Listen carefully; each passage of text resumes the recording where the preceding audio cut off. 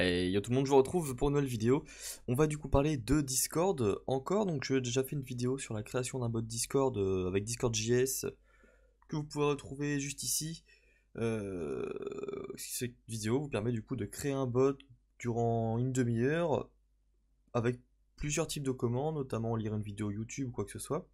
Je vais donc vous mettre dans la description un lien qui va vous rediriger en fait vers un template de création de bot Discord qui contient donc un fichier index.js qui va permettre de créer un command handler, donc un gestionnaire de commandes, en plaçant nos commandes par fichier, un à un, dans un dossier du coup, commands. Donc du coup sur GitHub, vous cliquez sur le lien et une fois arrivé sur cette page, vous aurez le petit bouton code. Donc si vous avez un client GitHub, vous saurez comment ça marche.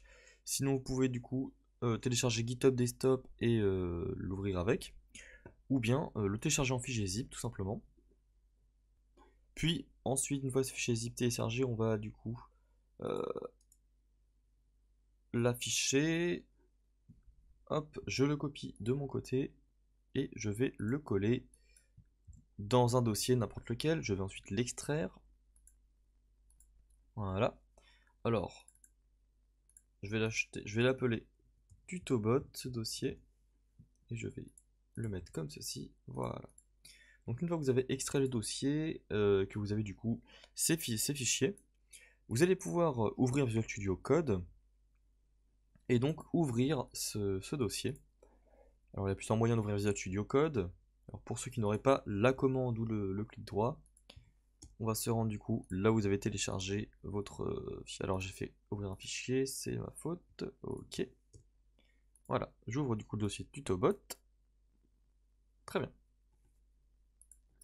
J'ai donc le fichier index.js. Alors ici c'est le même code que ma vidéo sur laquelle je vous explique comment créer un bot en 30 minutes. Donc ce qui permet de relier les fichiers de ce dossier sous forme de commande du coup, Discord. Très important dans ma config, il va falloir mettre votre token pour que le bot puisse fonctionner, puisse se connecter à Discord. Donc pour ce faire, il faut se rendre dans le Discord Developer Portal, vous trouverez le lien dans la description. Il faudra créer une application avec un nom. Moi j'ai déjà une application, donc je me rends dessus tout de suite. Et je vais ensuite dans Bot. Et ici, j'ai mon token que je vais du coup copier dans ma config. Alors je vais pouvoir fermer mon navigateur. Voilà, je le copie ici. Et voilà, tout ça c'est fait. Ce que vous pouvez faire, c'est du coup exécuter un terminal. On a le fichier package.json. Dans ce fichier package.json, vous pouvez changer la version de votre bot, le nom de votre bot, la description. Le fichier main ici, c'est le fichier d'entrée, donc le point d'entrée c'est index.js pour ma part. L'auteur, vous mettez votre pseudo. Et les dépendances, vous n'avez pas y toucher, c'est pour du coup que vous ayez la même version que moi lorsque vous développez votre bot. La même version de discord.js. Donc dans un terminal, le bouton se situe en haut à droite, nouveau terminal, ou alors CTRL-MAJ-U avec un accent. Une fois le terminal lancé, vous allez utiliser le commande npm install. En très peu de temps normalement vous aurez du coup un dossier node modules qui va être créé, qui donc a installé le package discord.js. Cette vidéo du coup est destinée à la création des commandes ban et unban, qui va vous permettre de bannir un utilisateur de votre serveur ou alors de le débannir à souhait. Donc l'objectif de bannir un utilisateur et de le débannir, ça va pas être si compliqué que ça. Du coup, hop, alors, dans Visual Studio Code, on va créer un nouveau fichier de commande que l'on va appeler ban.js. Alors avant de commencer à coder, on va d'ailleurs pouvoir lancer notre bot. Alors vous allez aller dans exécuter, ajouter une configuration et cliquer sur node.js. Voilà. À partir de là, on va pouvoir exécuter notre programme en appuyant sur la touche F5 ou bien en allant dans le menu exécuter puis démarrer le débogage. Vous devrez voir apparaître le message ready. Dans Discord, vous devriez voir notre bot en ligne. Je vais pouvoir utiliser la commande ping avec le point d'exclamation suivi de ping. Le bot doit me répondre donc pong. Parfait. Je vais du coup pouvoir aller sur VS Code et déconnecter mon bot en appuyant sur le carré rouge. Ce que je vais faire, c'est que je vais copier le code de ping et le coller dans ban. Je vais changer le nom par ban. En fait, ce nom-là, la propriété name, sert à indiquer du coup au bot quelles commandes sont disponibles dans le chat. Donc là, il faudra taper le point d'exclamation suivi de ban. On définit le préfixe, donc c'est-à-dire le point d'exclamation, le caractère à rentrer avant le nom des commandes, dans config.json, vous voyez, avec le préfixe, juste ici. Alors mon module, du coup, tac. Alors il faut savoir que sur Visual Studio Code, si vous voulez l'autocomplétion, puisqu'ici en fait mon message c'est juste pour lui une variable quelconque, on a la possibilité de le faire juste au-dessus de execute, slash, vous allez écrire un slash, double étoile, et appuyer sur entrée. C'est du coup du JSDoc qui va nous permettre de spécifier un type à notre message. Ici en fait, il va falloir d'abord déclarer une constante que l'on va appeler Discord, qui va être égale à require discord.js. Alors plutôt discord.js. Voilà. L'espace de nom discord.js présent dans notre package.json.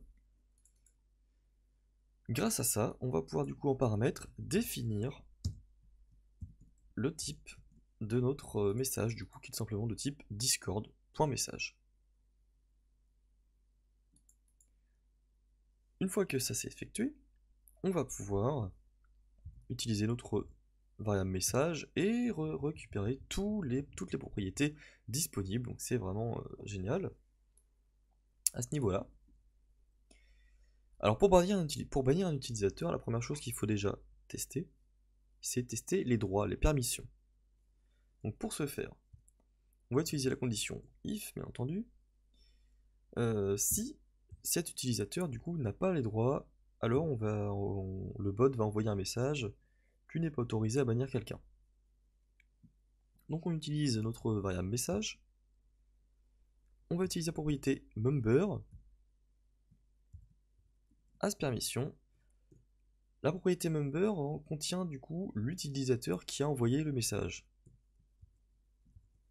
La permission s'appelle ban members. Donc ici on teste si l'utilisateur n'a pas les droits. Alors on va return un envoi de message. Donc return message.channel.send. J'utilise la touche Alt et la touche 7, donc pavé numérique, du haut, pour utiliser ces caractères, ces cotes, qui va nous permettre d'afficher une variable grâce à $ et aux accolades, qui va s'appeler message.author.username. Alors il s'agit ici d'un user, alors que member, il s'agit d'un type guild member. Et là on écrit: tu n'es pas autorisé à bannir quelqu'un. Comme ceci. Alors pour vérifier que ça fonctionne, comme moi je suis administrateur du serveur, je vais du coup utiliser un autre compte. Je vais d'abord lancer mon bot avec la touche F5. Voilà. Et du coup,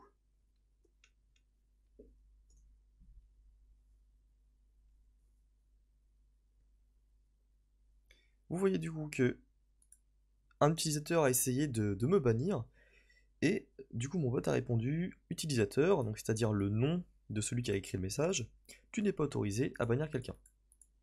Donc voilà. Si moi je veux bannir quelqu'un, voilà, je veux bannir utilisateur, je n'ai pas reçu de message puisque c'est tout à fait possible, j'ai bien les droits. Et forcément l'utilisateur n'a pas été banni puisqu'on n'a pas encore programmé le fait de bannir. Donc une fois ça effectué, On va créer des constantes, donc afin du coup de raccourcir un peu le code.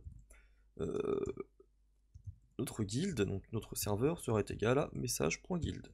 Voilà. On récupère ça comme ceci. On va ensuite récupérer l'utilisateur que l'on veut bannir.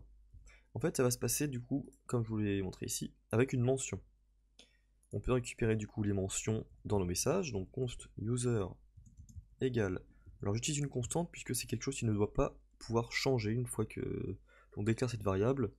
Elle est constante, elle ne va pas être amenée à être modifiée. Donc dans la variable message, il y a la propriété mention.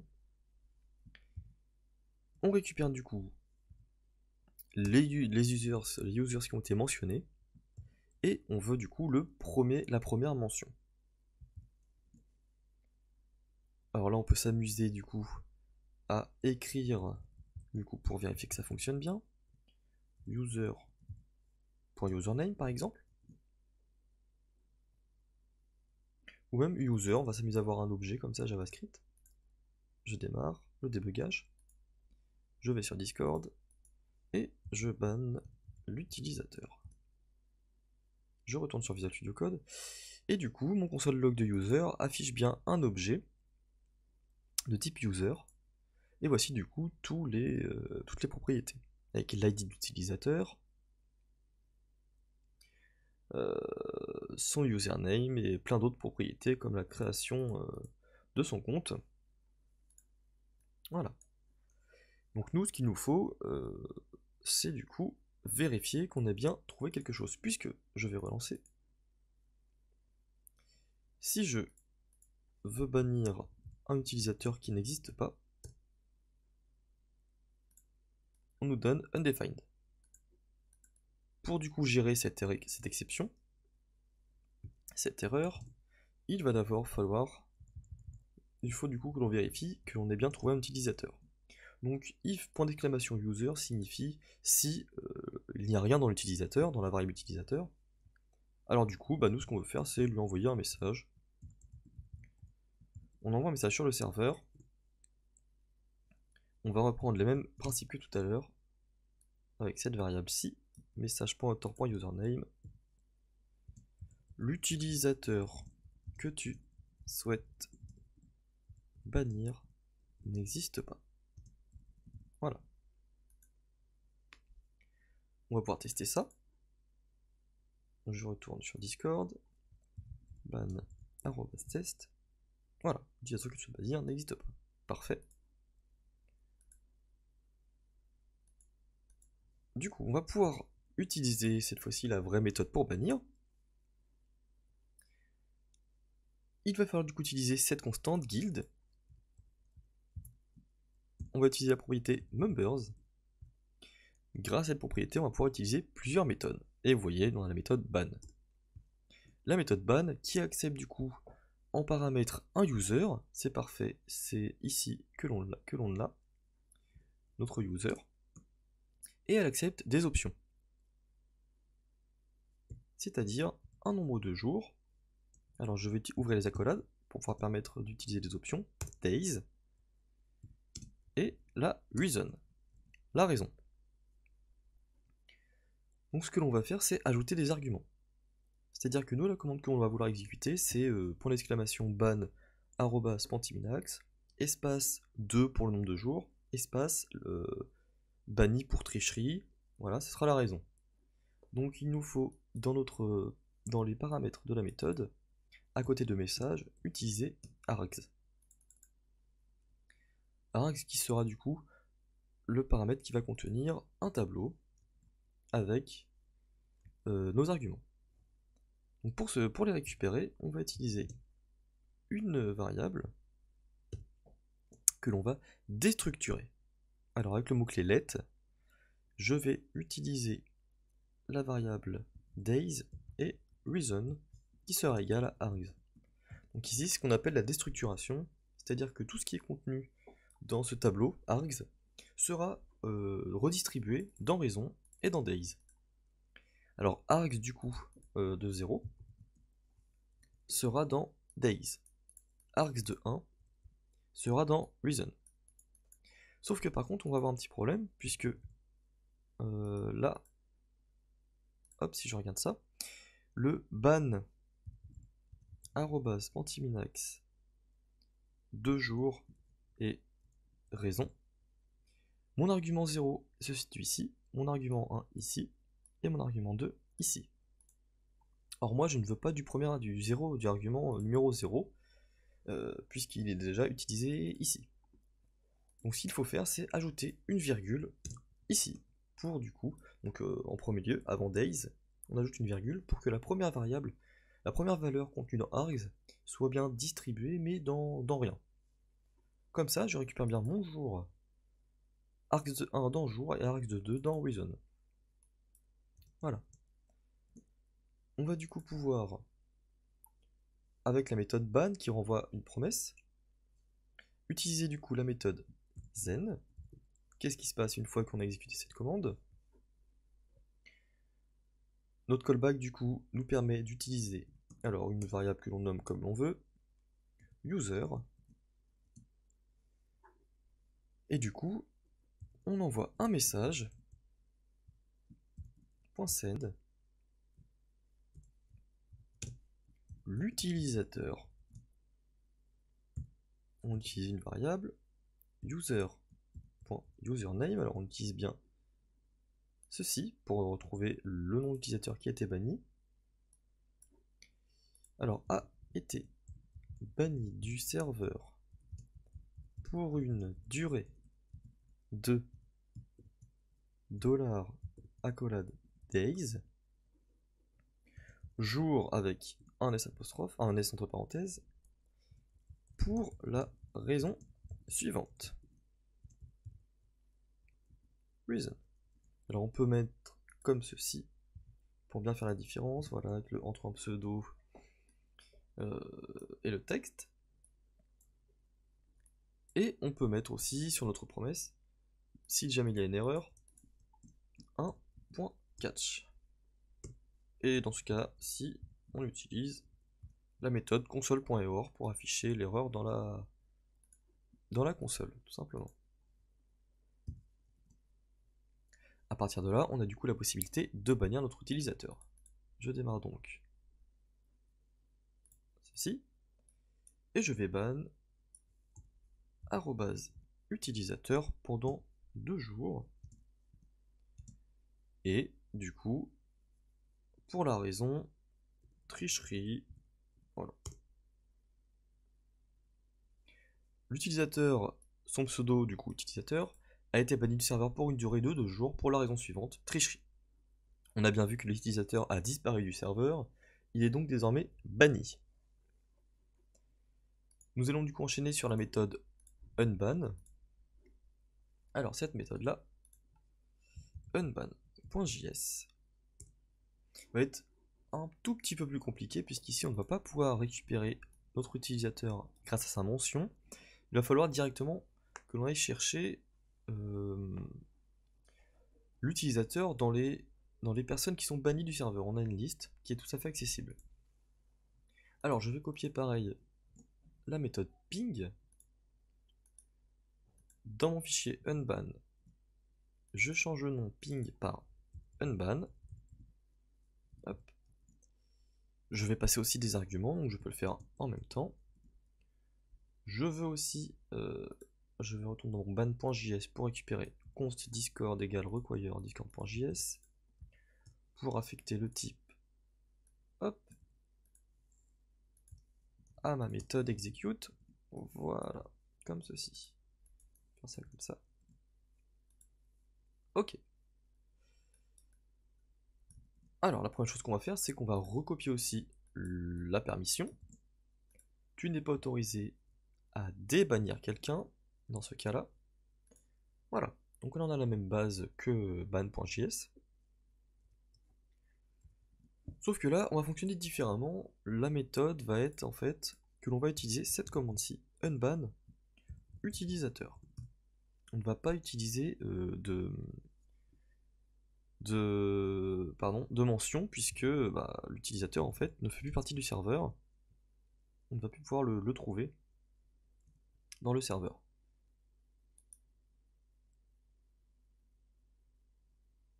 Donc ce qu'il faut faire, c'est récupérer le premier argument. Alors on peut même faire comme ceci. Username égale args. Voilà. On va faire de même avec const guild égale message.guild. On récupère ceci, voilà.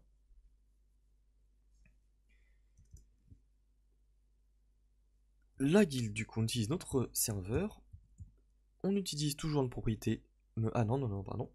On va utiliser la méthode fetchBan avec un S qui va nous permettre de récupérer la liste des gens bannis. On va pouvoir du coup parcourir cette liste. Alors avec la méthode zen, on utilise du coup un paramètre, du coup le user,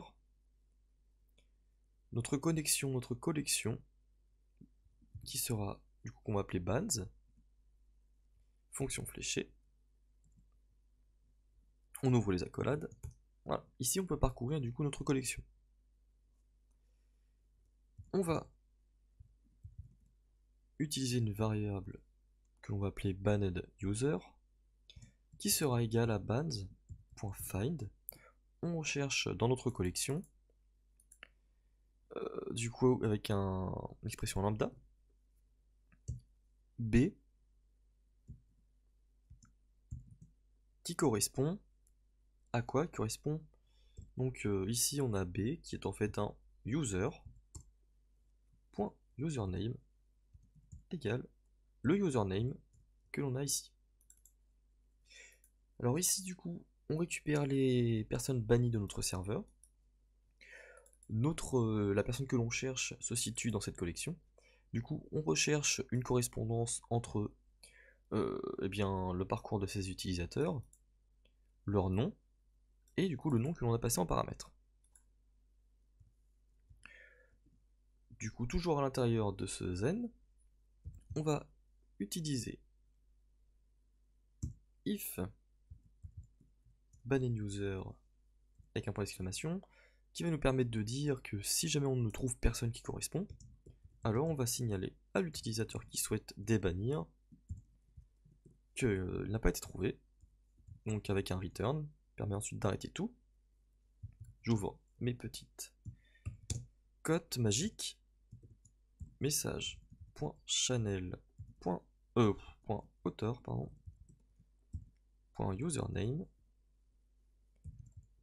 l'utilisateur que tu souhaites débannir n'existe pas.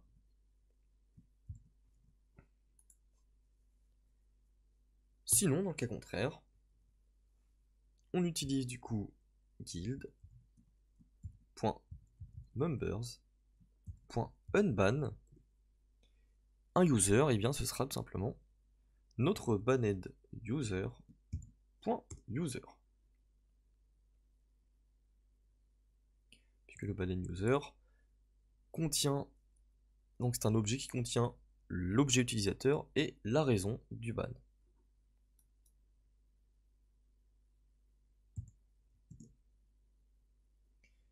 Et enfin, on va pouvoir ici retourner un message si on arrive tout en bas.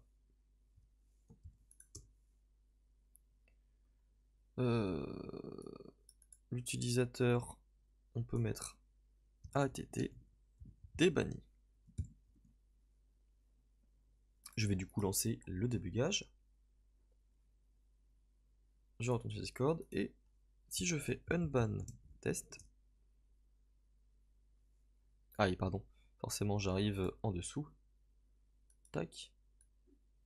Je vais plutôt le mettre juste ici. D'ailleurs, c'est vrai que comme ça, voilà. Ok.